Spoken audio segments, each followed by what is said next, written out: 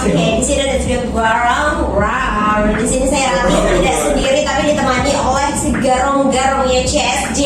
Please introduce yourself to sebagai university. My name is Imam Aftuhin. Saya Asal ya. Saya Arman Afrizal. Oke, pada kesempatan kali ini kita akan melanjut untuk membahas buku mengenai sistem enterprise atau SCM. Nah, kali ini kita sampai di bab berapa nih kakak-kakak? Ini bab 16.14.4. Oke, mengenai apa tuh? Peran informasi, sistem informasi, dan teknologi informasi dalam SCM. Boleh dong Mas Arman. Seperti apa sih peran informasi dalam SCM? Peran informasi dalam SCM sudah disebutkan dalam ini subbab yang sebelumnya. Salah satu pendorong dalam rantai pasokan itu adalah informasi. Informasi menjadi dasar untuk setiap aktivitas dalam rantai pasok. Setiap terjadi pergerakan barang dan uang, maka umumnya diikuti pula dengan pertukaran informasi.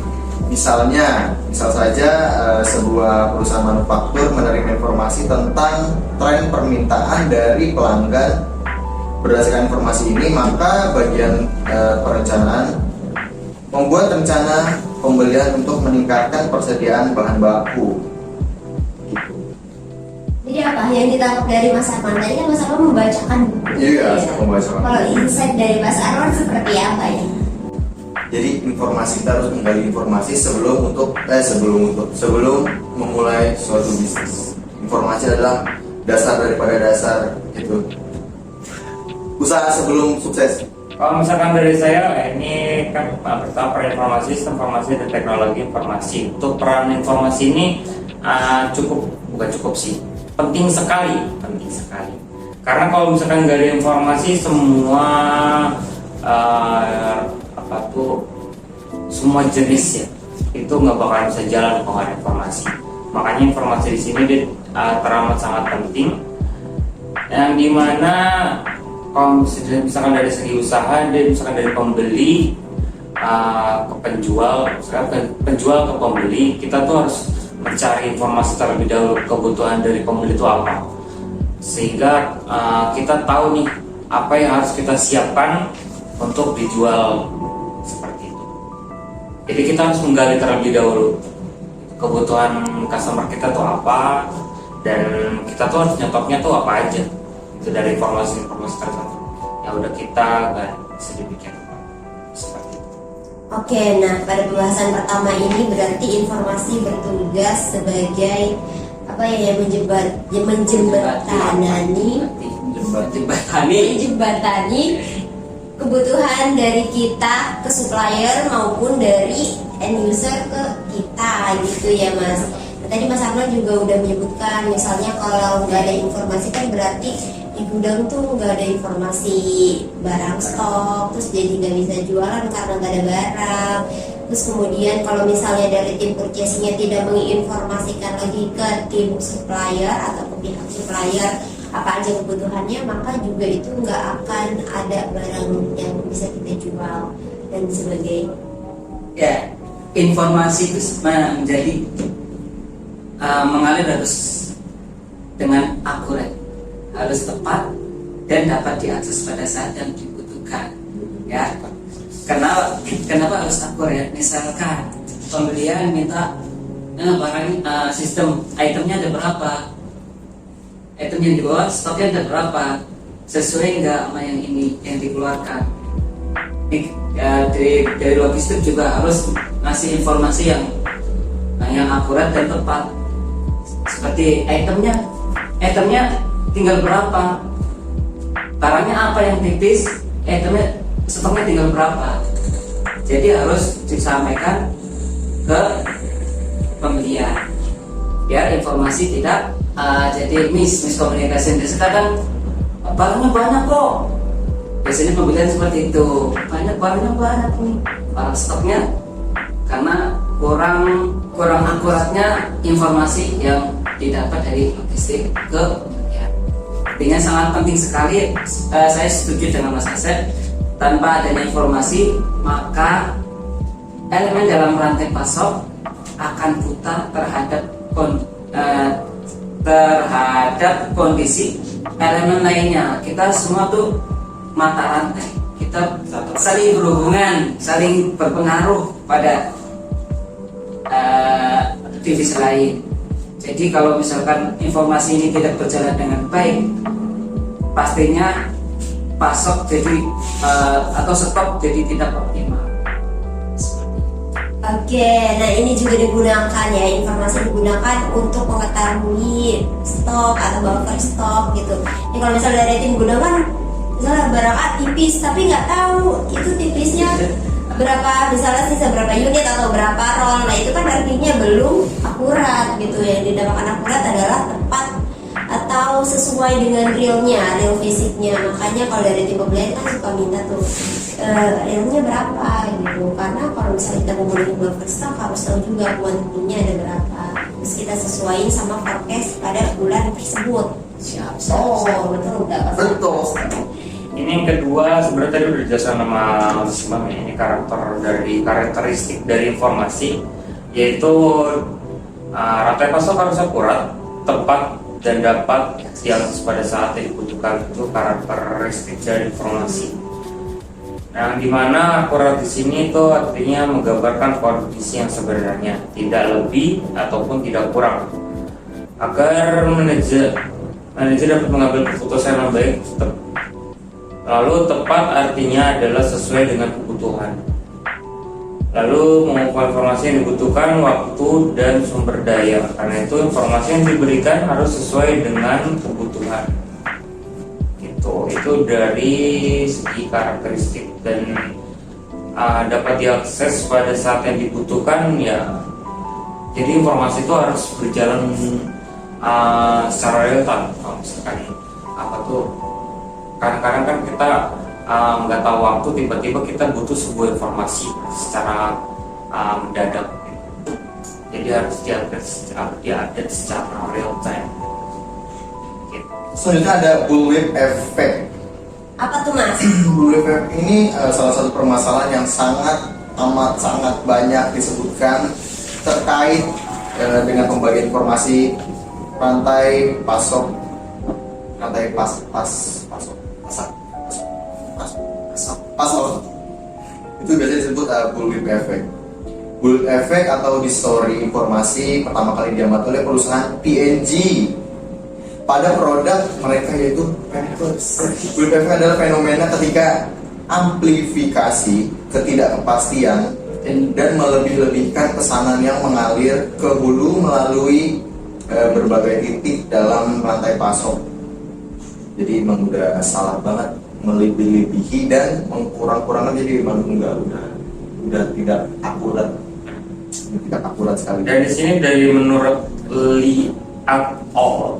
Dari tahun di tahun 1997, bullwhip effect adalah kecenderungan yang diamati untuk pesanan material menjadi lebih bervariasi daripada sinyal permintaan dan variabilitas, yang dimana ini meningkatkan lebih jauh hulu ke perusahaan dalam rantai pasok. Sini kata dia itu lebih bervariasi dari segi sinyal permintaan. Jadi bisa dibilang karena ini kan pembagian informasi, jadi banyak cabang informasi yang didapat dalam sebuah informasi. Karena dia bervariasi dari sinyal permintaan. Oh, tadi kan Mas Arman nyebutinnya ini disebabkan karena adanya permintaan yang berlebihan atau sedikitan atau terlalu sedikit gitu ya Mas, jadi nggak akurat. Nah terus kemudian gambaran apa lagi yang bisa dijelasin? Di sini ada beberapa penyebab dari bullwhip effect. Di antaranya satu, informasi yang bersifat lokal dan pengambilan keputusan sendiri-sendiri di setiap titik dalam rantai pasok. Ya, jadi dia mengambil keputusan sendiri tanpa melihat titik pasok tersebut. Kedua, itu mekanisme peramalan yang berbeda-beda pada setiap titik dalam rantai pasok. Mekanisme peramalan berbeda-beda. Di sini bisa saya jelaskan kalau misalkan mekanisme peramalan peramalan berbeda-beda pada setiap titik dalam rantai pasok. Jadi kan kalau misalkan setiap barang pasti kita punya peramalan sendiri. Kira-kira dia tuh berapa bulan sekali dia keluar, dan pasti kan setiap itu barang tuh nilainya tuh beda-beda juga. Ada yang kadang kalau misalkan misalkan barang A, dia tuh barangnya tuh bisa dibilang paling laris ya, setiap waktu pasti keluar terus, dibandingkan dengan barang B yang bisa dibilang secara sedikit minimal, bisa dibilang minimalis untuk pembeliannya. Jadi kan setiap ada antara dua barang itu peramalannya juga berbeda gitu, dan pasti setiap barang juga kan kalau misalnya peramalan metodenya tuh macam-macam, nggak bisa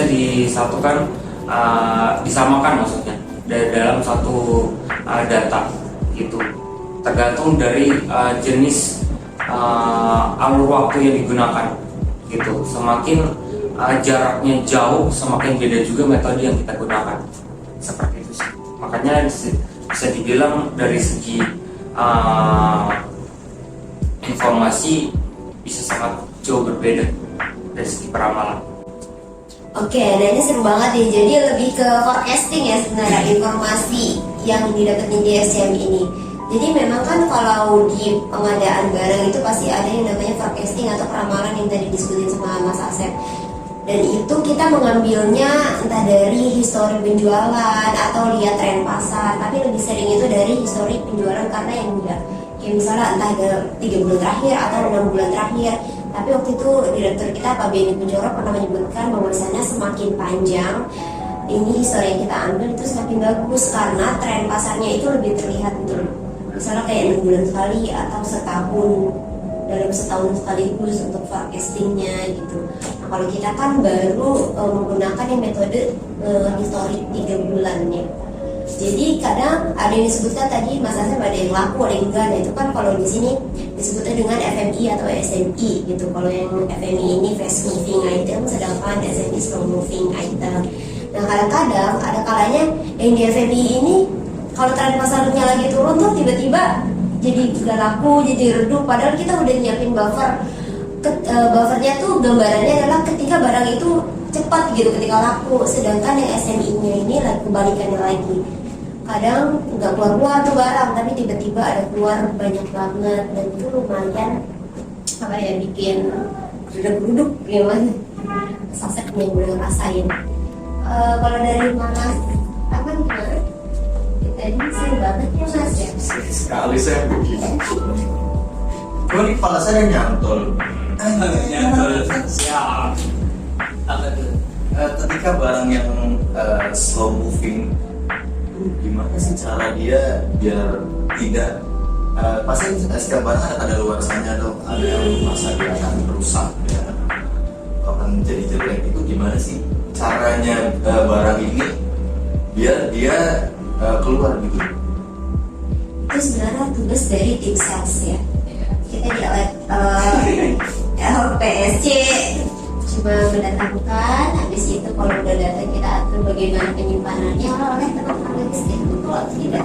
Betul. Nah oleh karena itu sebenarnya forecasting itu harusnya datangnya lahirnya itu dari tim sales, karena mereka yang tahu ada prospek apa, atau misalnya 3 bulan ke depan gitu, mereka mau ada prospek apa nih, mereka mau jual apa. Seharusnya yang membuat forecast itu tim sales, harusnya gitu. Jadi mereka punya gambaran. Nah ketika mereka udah buat forecast nih, terus kayak udah kita datengin kan dari tim procurement misalnya, tapi mereka nggak bisa tuh ngeluarin barang itu, ya itu tanggung jawab mereka. Nggak bisa seperti itu sih. Dan di mana? Nah kalau dari kita sebagai tim LPSC-nya, yaitu bagaimana kita mengatur penyimpanannya gitu sih. Di kertas, nggak boleh kena matahari, terus nggak boleh apa lagi Mas? Biasanya kalau kertas tidak kuning. Nggak boleh robek. Siapa yang mau robek? Nggak boleh basah. Pokoknya penyimpanannya ya diatur. Nah mungkin suhu Imam ada tips lain? Ya, yang dimana tadi yang disebutkan Mas Arman tentang masa kedaluarsa, tentang label misalkan, kan ada masa kedaluarsanya.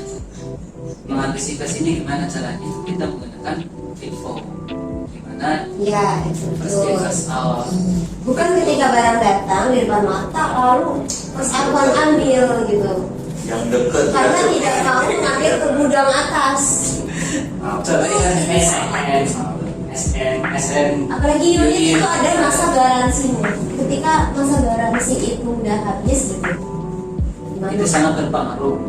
Dan unit tersebut sudah ada di customer mau klaimnya ke kita. Di dia masih garansi, tapi kita ke distributor udah ke garansi, gimana tuh mas? Ya, Bahaya. ya. Itu termasuk bullshit efek enggak itu? Termasuk karena balik lagi. Informasi. Ya, informasinya tidak tepat, yang diterima, yang campur. Nah, seru banget nih teman-teman, karena ini sangat relate sama kehidupan kita berempat. Mungkin ada lagi nggak insight lain kayak apa gitu, ada wah ternyata ya gitu, yang bikin ternyata gitu. Dari Mas Asep ada lagi nggak pengetahuan baru gitu, tapi yang sebenarnya udah kita praktekin. Sebenarnya kalau misalkan dari saya sendiri menyambungnya dari pertanyaan Mas Herman, itu sebenarnya ya emang balik lagi kita semua itu sales yang mengatur. Iya. Karena keluar atau tidaknya sebuah barang semua tergantung dari sales. Dari penyapa tuh dari gimana caranya sales menjual barang tersebut, menginformasikan kepada pelanggan. Kalau misalkan dari sales sendiri nggak ada daya jual membuat ngejual itu, ya mau sampai kapanpun barang tersebut nggak bakal keluar gitu. Makanya ya bisa 2 bulan sekali, 3 bulan, dan juga pasti peminatnya juga sedikit kalau misalkan kita nggak sering-sering nge-follow. Seperti itu sih kalau misalkan tadi. Iya, tapi sebenarnya LPSC juga berpengaruh ya. Misalnya sales ngajuin forecast nih, kelas 10. Ternyata ketika kita bantu lihat, kalau misalnya dari gudang kan lihat langsung gitu ya, eksekusi langsung, ini barang bisa keluar atau enggak sih, itu kan tahu. Nah kalau dari Jasing kan kayak lihatnya dari by system gitu. Nah itu kita juga bisa jadi alarm mereka, mbak yakin nggak mau segini gitu, karena historinya begini gitu. Tapi kalau misalnya mereka, oh gue ada prospek kok gini, udah itu udah dilepas dari PSC gitu tanggung jawabnya. Jadi yaitu pentingnya informasi adalah Kuncinya. pokoknya informasi tidak akan terjadi kalau orangnya senang-senang aja dan tidak mau berkomunikasi gitu sih. Jadi balik lagi, komunikasi adalah kunci Kunci adalah kunci kehidupan. kunci kehidupan. Oke, kita lanjut. Lanjut aja mas. Sebenarnya di penyebab bullwhip effect tuh masih ada lagi, itu ada jeda waktu ataupun lead time. Ini dari poin ini aja kita sebenarnya udah paham seharusnya. Jeda waktunya ini buat apa sih? Jeda waktunya ini itu jeda dimana kita mendatangkan sebuah barang. Ya. Dari sebelumnya kan itu peramalan, dari peramalan saja kita kan bisa lihat apa tuh range waktunya itu sampai tinggi itu berapa lama. Nah di sini juga dijelaskan kalau misalkan itu Rita menjual per hari kepada pelanggan akhir, namun Rita tidak akan langsung memesan kepada wholesale setiap kali mereka menjual satu barang. Jadi itu ada jedanya setiap kali dia jual barang untuk pemesanan kembali gitu. Seperti itu sih kalau misalkan dari jeda waktu. Terus yang selanjutnya ini ada order padding, ya, melebihkan pesanan untuk mengantisipasi jika terjadi kesalahan peramalan atau hal-hal yang tidak terduga. Yang bisa dibilang kalau misalkan setiap barang kan pasti kan punya desktop. Dan juga kalau misalkan dari segi orderan, misalkan dia order 250 tapi misalkan desktopnya kurang dari segitu, kita datangin lebih dari desktop gitu. Di sini namanya tuh order padding, melebihkan dari pesanan untuk mengantisipasi. Sebenarnya ya ada baiknya dan juga ada buruknya juga gitu. Kalau misalkan kita melebihkan untuk barang yang fast moving, sebenarnya kalau menurut saya pribadi itu nggak masalah gitu. Tapi kalau misalkan slow moving kita lebihkan, itu jadi bencana sih. Iya betul, semangat. Kalau dari menurut saya itu, kalau kita mau stop nggak apa-apa, karena sesuai dulu coach saya yaitu bos Fatih, ya, Fatih Zilor itu bos saya stokin yang banyak. Nah kalau dari logistika stokin aja minta yang banyak, nggak apa-apa stokin, pasti laku, nggak laku, pasti laku. Jangan khawatir, perluin aja. Kalau kata beliau seperti itu, jadi apa ngikutin? Dia mau jual Facebook ini pasti, walaupun nggak seluruhnya ada kalanya kan pasti laku. Jadi kita tetap kita. Kembali lagi mas, setiap barang tuh ada stoknya. Ya, Nah mungkin itu kalau dari ya logistik doang gitu ya. Tapi kalau dari procurement kita harus memperhatikan biaya yang enggak muter. Nah itu kalau misalnya kita nyetok iya sih laku tapi nggak tahu bisa tahun depan, bisa 2 tahun kemudian. Terus kemudian apa nilainya tuh udah turun gitu, atau nilai di pasar kan kalau misalnya sebenarnya kayak scanner, printer itu cepet banget turun. Kayak pokoknya berantem dah tuh di pasar harga. Nah itu kita ternyata masih stok dengan harga yang mahal, gimana mau jual. Terus masalah garansi yang paling terpenting itu sih, itu kan kalau dari eksternal ya. Kalau dari internal ya itu cash flow kita nggak lancar gitu, keuangan kita nggak lancar, makanya kita harus ini banget sih, manajemen persediaan itu diperlukan, nggak asal kayak nyetok gitu ya. jadi semua ada di stoknya. Ya, nah ya. Terus tadi balik lagi padding apa mas tadi nama istilahnya? Order final order. Nah, padding order. Sebenarnya ini lebih sering karena yang SMI tiba-tiba laku gitu. Ya misalnya betul-betul tuh Senin Selasa Rabu tiba-tiba kok ini rame banget. Nah akhirnya kalau dari tim pembelian kan pasti akan menaikkan daripada bolak-balik gitu kan. Daripada bolak-balik pending atau bolak-balik apa sih namanya batal gitu. Jadi udah kita lebihin aja, ada kalanya begitu. Nah ini sebenarnya yang namanya peramalan itu kan namanya juga ngeramal ya. Pasti itu adalah bukan sesuatu yang pasti gitu. Tapi mendekati, tapi selama ini mendekati sih mas ya. Maksudnya nggak yang jauh banget gitu dari peramalan tersebut. Jadi oke-oke aja sih. Memang nggak ada peramalan yang pasti. Kalau dibilang nggak pasti atau kesalahan peramalan, ya peramalan memang nggak salah nggak benar gitu. Jadi ada di middle. Itu, ayo lanjut lagi Mas Arman. Terus juga ada penyebab lain adalah pembelian dalam ukuran besar atau pembelian secara aktivis karena adanya diskon atau perubahan harga. Jadi itu memang tidak boleh, sebaiknya jangan terlalu gegabah karena harga diskon terus kita stok yang banyak, terus kita jual dengan harga normal. Jadi mentang-mentang dari vendor harganya lagi diskon kita stok yang banyak, sedangkan kita nggak lihat dulu di prospeknya. ya kita nggak ngelihat dari prospeknya, kita stok banyak terus akhirnya barang-barangnya jadi dead stock, jadi meledak, jadi jelek. Oke, ini tambahan dari saya. Kalau misalkan dari saya bisa bilang admin dari e-commerce. Kalau misalkan ini terkadang kita dari logistik atau purchasing nggak tahu kalau misalkan tiba-tiba ada satu event di luar dari marketplace kita. Terkadang e-commerce sendiri memberikan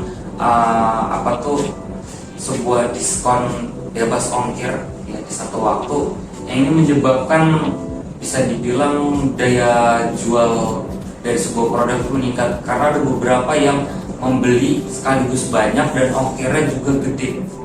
Nah, makanya customer kadang-kadang memanfaatkan hal tersebut buat order secara besar-besaran gitu. Makanya kan sini disebutkan ukuran pembelian dalam ukuran besar atau batch. Ordernya membeludak di luar kontrol dari yang sudah diramalkan karena ya gara-gara itu. Kalau misalkan kan kita kan punya event tersendiri ya di tanggal-tanggal tertentu, dan kalau misalkan dari tanggal-tanggal tertentu tersebut kita udah bisa antisipasi nih. Cuman di luar event di luar tanggal kita itu kita tidak bisa memprediksi hal tersebut. Gitu. Makanya bisa jadi bullwhip effect. Jadi di sini dari bullwhip effect ada dampaknya.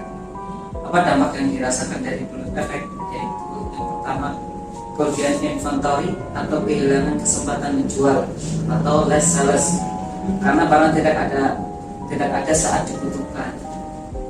Ya, dimana di kelebihan inventory atau kehilangan?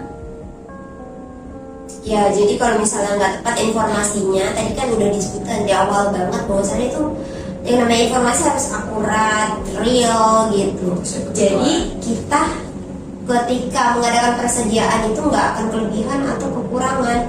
Kalau kelebihan ya tadi jadi dead stock, kalau kekurangan jadinya lost order gitu dari tim salesnya. Kemudian yang kedua dampaknya apa lagi Mas Ima? Yang kedua, di sisi lain terkadang juga kita tidak bisa memenuhi permintaan sekarang dan menundanya menjadi periode depan.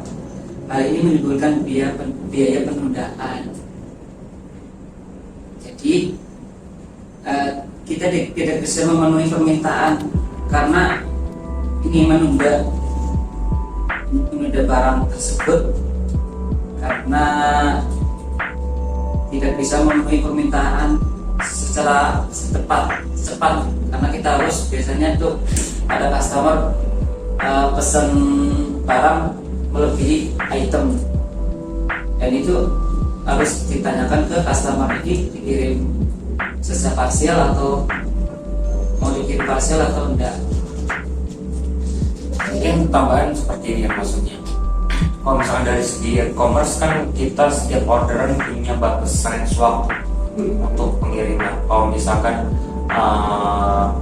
pasti kan kalau misalkan dia order melebihi batas kita kan pasti kita order terlebih dahulu atau memproduksi barang yang dimana itu pasti ada jangka waktu. Misalkan dia order sekarang cuman kan karena batasan tuh 3 hari, cuman dari persegi produksi dia memerlukan waktu 7 hari.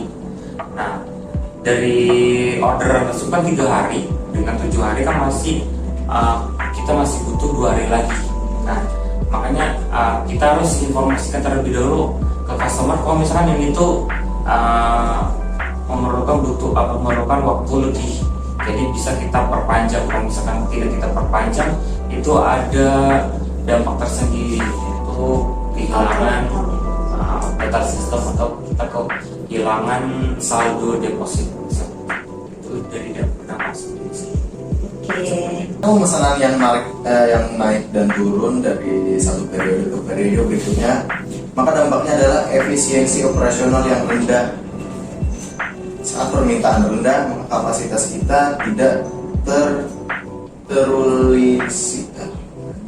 terutilisasikan dengan baik.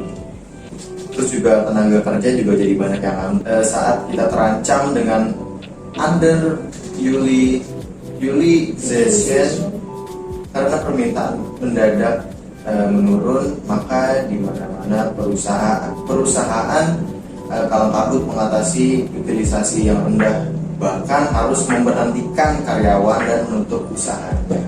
Oke, boleh nggak dijelasin lebih ininya bahasa yang terlalu gampang mengambil langkah-langkah karena pesanan yang naik turun. Jadi ketika pesanan naik, pesanan lagi melambung tinggi, kita masukin karyawan secara over. Jadi ketika masukin karyawan secara over banyak, terus ketika pesanan sedang turun-turunnya, itu jadi nggak tahu nih tugas-tugas karyawan aja kan banyak, tugas-tugas karyawannya mau ngapain aja kan jadi bingung. Jadi nggak dipres. Terus dampak lainnya itu berdasarkan atas pesanan kita melihat bahwa ada peningkatan. Penjelasan tadi berdasarkan atas pesanan kita ada melihat bahwa ada peningkatan, lalu berinvestasi misalnya untuk mesin atau modal lainnya. Sementara pada periode-periode berikutnya pesanan langsung menurun, jadi kayak langsung hancur. Kayaknya kalau 2 poin terakhir, dampak terakhir itu lebih ke ini nih, manufaktur, ke pabriknya nggak sih? Terlalu gabah dan mengupgrade barang. Terus misalnya kalau misalnya di pabrik itu kan mereka harus menyediakan bahan baku, kayak tiba-tiba karena pesanan banyak terus tiba-tiba lebih di 2 kali lipat lebih banyak gitu kan bahan bakunya. Ternyata terus tiba-tiba turun lagi tuh entah 2 minggu kemudian permintaannya. Terus jadi karyawannya nggak ada kerjaan tuh, gabut. Kalau Mas Arman seneng nggak gabut di kerjaan? Enggak kan? Enggak, karena Ya ongkos kerjanya tinggi ya. Nah terus tadi kan pasti tuh kalau misalnya bahan udah dibanyakin pasti mereka juga butuh mesin lagi kalau dalam manufaktur atau pabrik pasti Sedangkan barang itu nggak pakai lagi karena permintaannya tiba-tiba susut lagi sedikit lagi. Nah itulah yang namanya tren pasar memang nggak ada yang pasti gitu. Tapi kita memang harus tetap pintar-pintar manajemen persediaan kita sendiri gitu. Oke deh closing statement boleh satu-satu. iya dong. Ya, yang saya dapat informasi sangat penting agar stok barang tidak kecolongan, ya, atau ke lolosan karena karena pesanan customer biar penjualan kita meningkat, ya. Jangan sampai miskomunikasi dan informasinya lebih akurat, tepat dan sesuai bisa diproses sesuai kebutuhan. Dari saya informasi dan peramal itu sebelum mengambil langkah ke depannya, mengambil langkah yang berisiko lebih besar, lebih baik menganalisa terlebih dahulu, mencari pangsa pasar yang lebih pasti untuk tidak ada kerugian-kerugian yang lebih besar di kemudian hari. Kalau misalkan dari saya, karena ini kita membahasnya tentang informasi, setiap orang pasti memiliki informasi yang berbeda-beda walaupun memang barangnya sama. Jadi kita harus menelaah dan juga melihat secara pasti kebenaran dari informasi tersebut gitu. Dan juga kan kalau misalkan dari yang kedua itu peramakan kita betul peramalannya dari stok sendiri. Kita kalau misalkan dari saya, kita jangan takut buat nyetok ya. Karena benar-benar yang sebelum kata Mas Imam, stok boleh asal jangan berlebihan gitu. Dan situ aja. Intinya di rak ada, di palet ada. Karena kalau kalian berlebihan memang tidak baik. Iya. Iya dalam hal apapun. Oke, terima kasih Mas Imam, Mas Asep dan Mas Arman. Ini enggak deh, aku tadi mau bilang 3A tapi ternyata I. Asep. Nah, terima kasih. Semoga teman-teman semanggi juga bisa mengaplikasikan ilmu yang udah di-share oleh teman-teman CSJ ini di kehidupan sehari-hari atau di dalam pekerjaan teman-teman sendiri. Sampai jumpa di pertemuan selanjutnya. Terima kasih. Bye. Kamsahamnida. See you next time. Kamsahamnida. Stay safe.